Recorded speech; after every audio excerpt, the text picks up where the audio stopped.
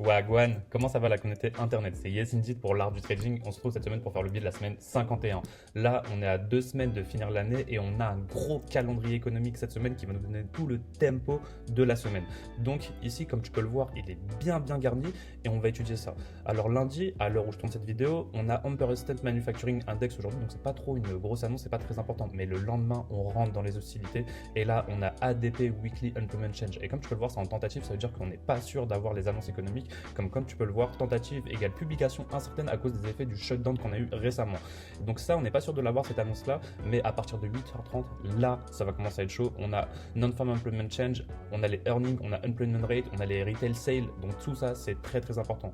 On est vraiment sur une semaine autour de l'emploi et de l'inflation. Ensuite, à 9h45, qu'est-ce qu'on a? On a les flash manufacturing PMI, et donc ça va être une grosse journée pour cette semaine. Ensuite, mercredi, on a juste un membre de la FOMC qui va parler, et jeudi, deuxième main event de la semaine, on a Unemployment Claim plus les Philly Fed Manufacturing Index, mais le plus important c'est qu'on aura le CPI sur du yearly, donc on aura l'inflation sur une année, très important. Ensuite, on a encore des cousins de l'inflation ici en monthly et aussi en inflation pure en ce qui concerne le core CPI. On l'a en tentative encore, donc on n'est pas sûr de l'avoir, mais au moins on aura le CPI. Donc voilà, ça c'est les grosses annonces économiques de cette semaine. Et vendredi, on finit sur une annonce sur la santé du marché immobilier ainsi que le sentiment du consommateur révisé. Donc ça c'est quand même très important, mais ce qui va bien falloir retenir cette semaine, c'est que la semaine dernière, on a eu la décision de la Fed concernant les taux d'intérêt. On les a baissés de 25%. Donc cette semaine, le marché va tester cette décision avec des gros chiffres sur l'emploi et l'inflation qu'on attendra le mardi et qu'on attendra aussi le jeudi. Donc tu l'as retenu, les main events de la semaine, c'est NFP, les earnings, unemployment rate ainsi que le CPI. On va aussi parler des salaires cette semaine. Donc c'est quand même très important avant de clôturer l'année 2025. Et maintenant qu'on a compris la narrative des grands temps forts de la semaine, on va pouvoir passer à la partie price action pour annoter les niveaux clés. C'est parti, let's go! Donc ici, on est en weekly. Ce qui va être important, c'est de comprendre à quoi va ressembler la bougie weekly à la fin de la semaine. C'est la bougie actuelle qu'on a en vert ici, c'est cette semaine. Et là, cette semaine, on peut voir qu'on a démarré sur une bougie plutôt haussière. Donc est-ce qu'on va aller chercher le previous week low pour continuer la hausse? Est-ce qu'on va juste prendre le previous week low et complètement drop à la baisse, ou est-ce qu'on va aller tout droit chercher le previous week high, pourquoi pas l'all-time high derrière? C'est le genre de questions qu'on va se poser. Et ici, ce qui est important dans un premier temps, c'est de délimiter le périmètre, le champ d'action dans lequel le price action il va évoluer. Donc ici, on a bien le previous week high, previous week low sur le SP500 ainsi que sur le Nasdaq qui sont annotés. Donc là, ça va être le premier sous-dealing range dans lequel on est. Le dealing range le plus général dans lequel on est actuellement, c'est entre le all-time high ici ainsi que le bas qu'on a fait, le previous move low. Donc sur les deux actifs, on a exactement la même chose. Maintenant, si on passe en daily, on va venir annoter un petit peu plus les choses. Ici, en daily, on va comprendre que on vient de faire cette poussée haussière qui nous a fait un marqué structure shift et qui nous a ouvert ce déséquilibre ici. On avait aussi au préalable ce déséquilibre qui était un CB. On a clôturé au-dessus, c'est devenu un IFVG et la semaine dernière, on a repricé exactement à l'intérieur ici, ainsi que de son FVG jaune daily. Donc ça, c'est très important à noter.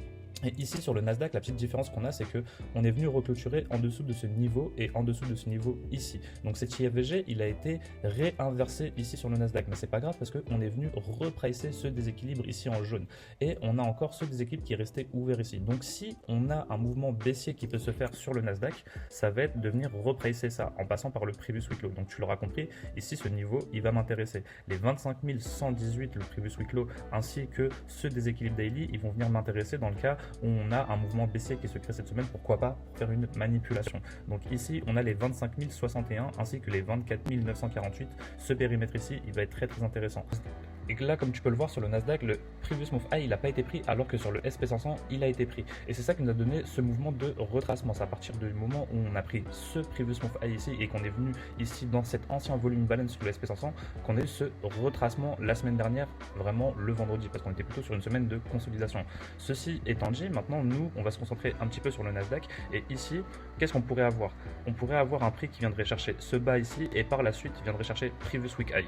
Donc, pourquoi on pourrait faire un accumulation, manipulation, distribution ici et ensuite il faudrait quoi? Il faudrait qu'on ait une clôture au-dessus de ce niveau pour inverser ce CB, et une fois qu'on aurait une clôture au-dessus de ce niveau, pourquoi pas on pourrait repricer dessus et pourquoi pas aller chercher previous move high et dans le meilleur des cas all time high. Donc si le SP500 il prend son all time high et que le Nasdaq il prend pas son all time high, il faudra penser à sortir de vos positions pour protéger vos gains, c'est très important. Donc maintenant que ça c'est dit, on va essayer de comprendre pourquoi tous ces niveaux ils sont intéressants. Et comme tu le sais, j'aime beaucoup aller en 1 heure pour aller voir nos Regular Trading Hours Gap. Donc les Regular Trading Hours Gap, c'est des gaps qu'on peut voir quand on passe de Electronic Hours ici à Regular Trading Hours. Maintenant, si on zoome un petit peu, on va pouvoir s'apercevoir qu'on a des RTH gap au-dessus du prix et en dessous du prix. Donc là, faut faire attention à quelque chose. C'est que ici, les RTH gap qui sont sous le prix, ceux qui nous intéressaient, c'est ceux qui sont sur les niveaux clés qu'on a cités ici en daily. Donc c'est des équilibres jaunes et noirs. Et donc ici, si on vient chercher ce RTH gap ici, c'est qu'on va venir combler ça pour venir chercher le previous week low et par la suite revenir dans ce déséquilibre daily. Donc pourquoi pas faire un point de bas de semaine ici? On aurait donc cette accumulation, combler ce RTH gap, repricer ici, trouver un retournement et pourquoi pas par la suite revenir combler ce RTH gap qu'on a eu vendredi dernier et celui qu'on a eu jeudi dernier. Il y a une petite partie ici grise qui n'a pas été comblée, elle a été comblée presque à 75% mais pas à 100% et par la suite chercher le previous week high. Et comme tu peux le voir ici, on a aussi un ancien RTH gap. Donc on va venir regarder ça dans le passé et donc il est bel et bien là. Cet RTH gap, c'est quand on a aussi fait ce CB daily. Donc ici, on a tout ça à venir combler. Et par la suite, qu'est-ce qu'on a? Comme tu le sais, on a ce volume balance jaune. Pourquoi pas le previous move high et le all-time high dans le meilleur des cas si on a vraiment une semaine hyper bullish. Et c'est quelque chose qui pourrait arriver avec les annonces économiques qu'on a cette semaine. Donc cette semaine, on s'attend à un prix bullish sur nos deux actifs. Ici, pourquoi on s'attend à ça? On s'attend à ça parce qu'on a énormément de zones inefficaces au-dessus du prix ici. On a ce CB daily et on a aussi ce volume balance daily qu'on retrouve exactement sur le SP500. Ici, on veut des clôtures de corps en daily au-dessus de ces niveaux pour les rendre efficaces. Maintenant, quand on regarde ces niveaux, on voit ici qu'on a des petits pointillés en orange. Ces petits pointillés en orange, mon code couleur weekly ici, c'est quoi? C'est que ça correspond à cette mèche. Ici, si on prend cette mèche et qu'on vient tirer nos quadrants, les 0,75, les 50%, peut-être pas les 25% qu'on peut aussi voir sur le Nasdaq, on voit que on a énormément de confluence entre cette mèche et ces niveaux daily. Donc on a un prix qui est complètement pas efficace ici. Ce qui est important aussi à noter, c'est qu'on est déjà revenu sur ce niveau clé, ce FVG daily jaune, et il peut faire réagir le prix. On n'est pas obligé de faire un bas de semaine pour aller chercher le previous week low et revenir dans ce déséquilibre. Ça serait mieux de le faire pour avoir une prise de liquidité sur un niveau clé majeur, previous week low, mais on n'est pas obligé de le faire.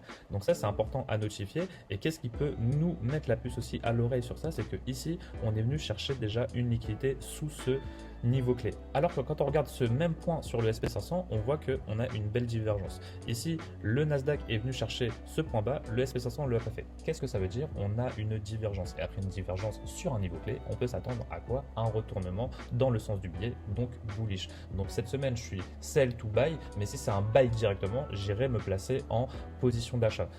Voilà, je te remets sur une vision d'ensemble sur nos deux actifs, mais t'inquiète pas, hein, comme d'habitude, dans la suite de la vidéo, je te mettrai les screenshots des niveaux clés qui nous intéressent cette semaine. On vient de faire le biais de la semaine 51, on se voit pour le biais de la semaine 52. C'était Yes Indeed pour l'art du trading. Je te souhaite une très bonne semaine de trading. Allez, ciao ciao ciao.